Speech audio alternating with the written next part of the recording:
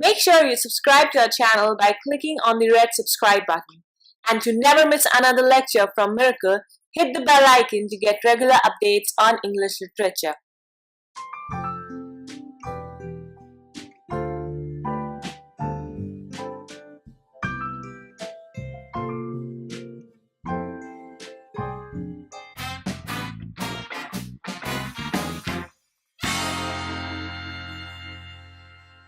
The secret of a good old age is simply an honorable pact with solitude.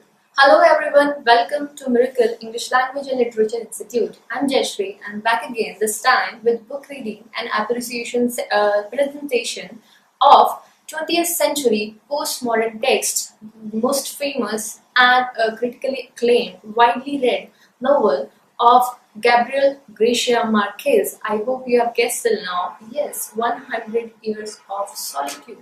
The representative text of the literary Latin American boom of 1950s and 60s and magic realism that we will discuss later.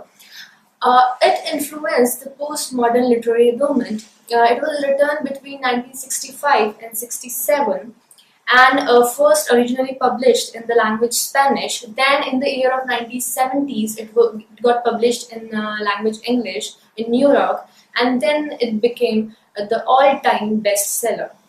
Gabriel Garcia has got the Nobel Prize in Literature in 1982 and many prestigious awards for his literary work, and especially this one. Gabriel Garcia was a Colombian writer, scriptwriter, journalist, and a critic, and affectionately called as Gabo or Gabito among his people. We can call him in the same manner. One interesting fact about him is he kind of took an oath to not to speak or write in any other language than Spanish. Yes. Now, of course, it's a very heavy text and a very heavy text to read, understand, and analyze because it has many folds, many levels, and sides. Each time you read it, you will come out with a different meaning, with a different side of life. And for a normal person who is reading it as in fiction or studied with magical elements, it is okay. But the more complex reader you are, the more this book will leave you with awe of complexities. Though it is difficult to explain it totally in a short span of time, but I'm going to try. First thing first, if we talk about, we go the story-wise, talk about the plot. There is a man, Jorge Arcadio Buendia, and his wife, Ursula.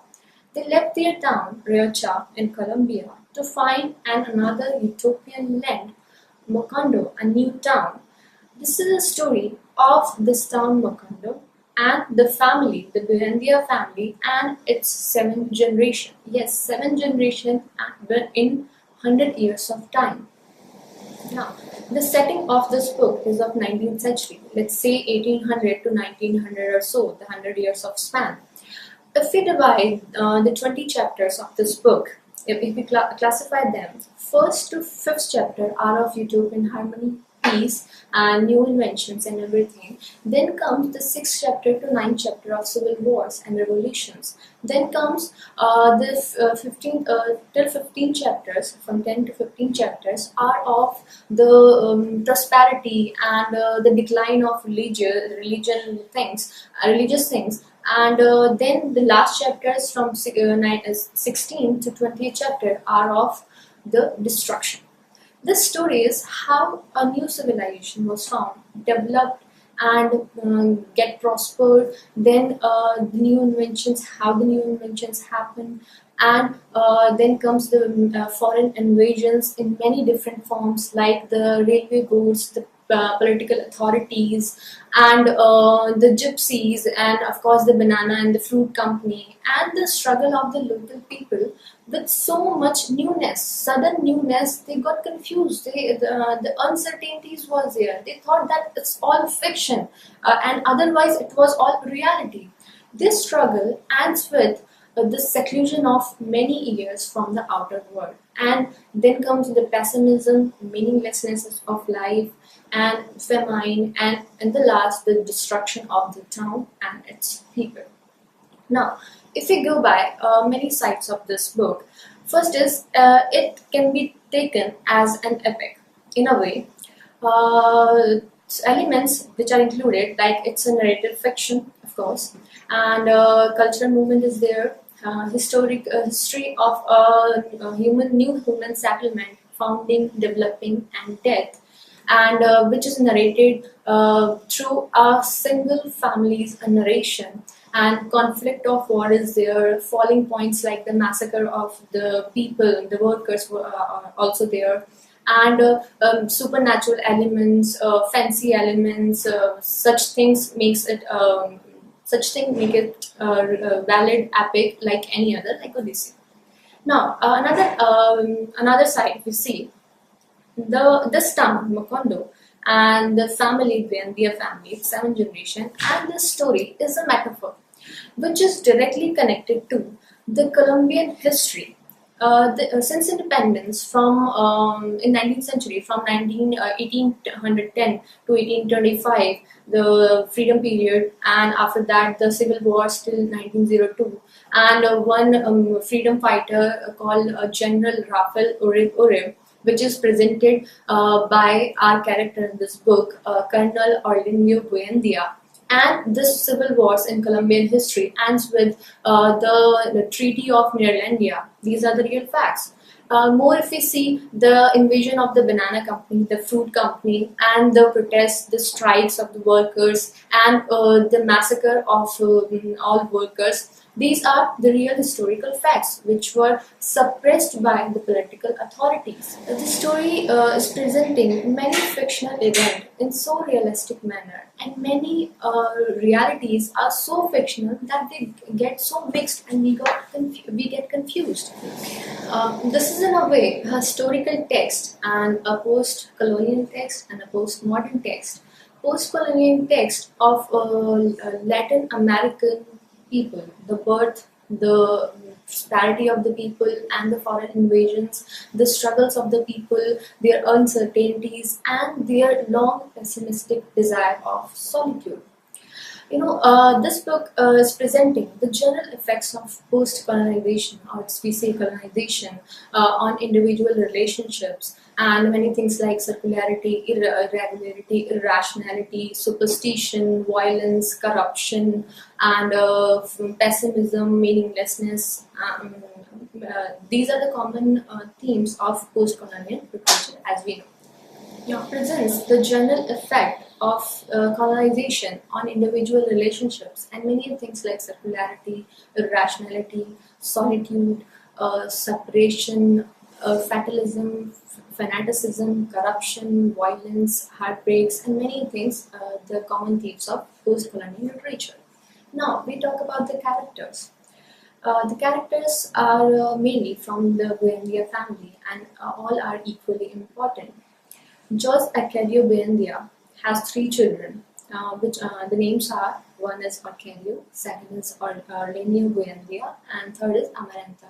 The couple have adopted daughter as well, Rebecca, and Amaranta will remain a virgin, and she will be in a self-seclusion kind of thing. And the two brothers will have children till seventh generation with the birth of a son, Orlenio, of Amaranta Ursela, and with the unknowingly incest relationship with her nephew only, Orlenio Babylonia. The interesting fact about these characters is that all the Arcadios and all the Orlenios will have same personalities respectively. Like all the Arcadios will be quite similar in a way, and all the Orlenios will be quite similar in a way that we will discuss later as well. And other important characters such as Pilar, Ternera, Petra, Cos, Miracleites, these are equally important. Striking feature of these characters is they are not introduced, they are not narrated. It seems that they are gradually developing with our reading, as if as we are reading the chapters, they are developing with us. Men are shown as violent, passionate, vigorous, and ambitious as well, but they are very far from realities. All the men and all the women are shown steady and quite calm and composed, but they are too much into realities, and both the traits are harmful for both male and female. Ursula and Pilar Ternera can be seen as the representative figure of the developing history of the town Macondo. Another feature of all the characters is both men and women are are the victims of inability to correct themselves, and so they got in the last plunged into solitude altogether before their particular deaths. Now, after the characters, if we go deeper in the text and if we try to evaluate the text more, a few of the themes which we can discuss is first is magic realism. What is magic realism?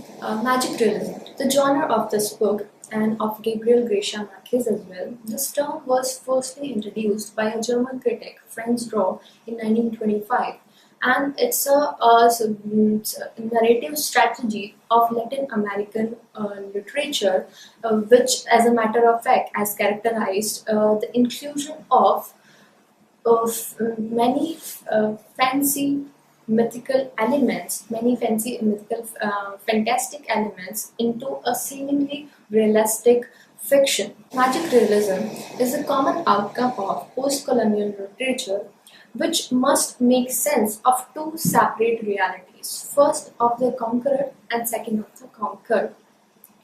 Gabriel Garcia has used myth and this magic realism to transmit the historical facts, the real facts into this fiction, and that is the beauty of this book.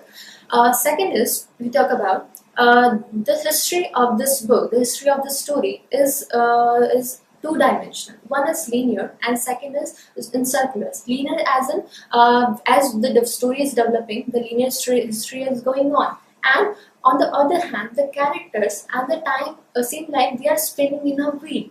They are repeating itself like all the Arcadios and Orleanios with particular their same personalities. The events and the happenings which are happening with them are quite repetitive. It seems that they are repeating their history only. As the quotation goes from the book only, time was not passing. It was standing in a circle.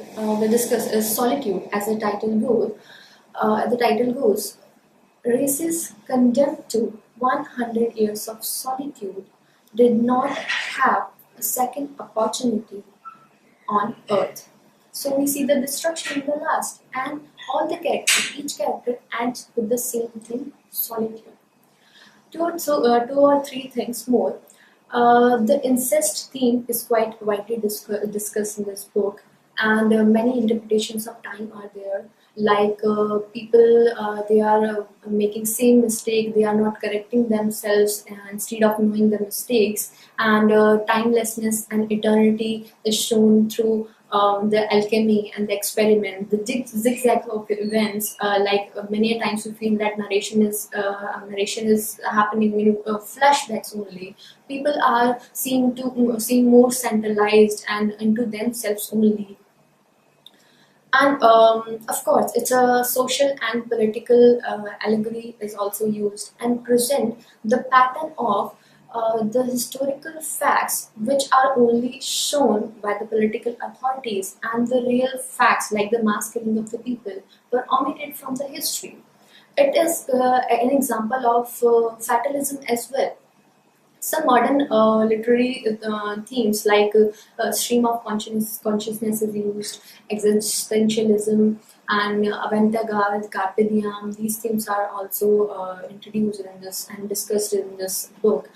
Many motifs like the memories of past which haunt people, the gypsies and biblical chronicle are also discussed. Past, present, and future tense are running into in a parallel stream. Like the ghost of the characters are reviving again, and it was in fact the revival of the narration which were left behind, or we say which were not told earlier. Symbols like many color symbols are there, which represent the different ideologies and the different sets of mind. To conclude, I would say that this book will fill your stomach with love, compassion, conflict, heartbreaks, beauty, stubbornness, human simplicity, despair, complexities, intellect, prophecies, all together at the same time. And this book will help you to connect with your family, to love more deeply, to think bigger, to dream bigger, and find the truth within yourself more into depths. And like the lines of Arlenio Buendia goes, a person does not die when he should, but he dies when he can. Yes, I hope you like my efforts, and this will help you to decipher the meanings and understanding better. And please pardon my grammatical mistakes because these things happen when you are explaining something. Do not forget to like, comment, share, and subscribe. Do share your experiences with us whenever you read this book. And until next time, bye, take care. Thank you so much.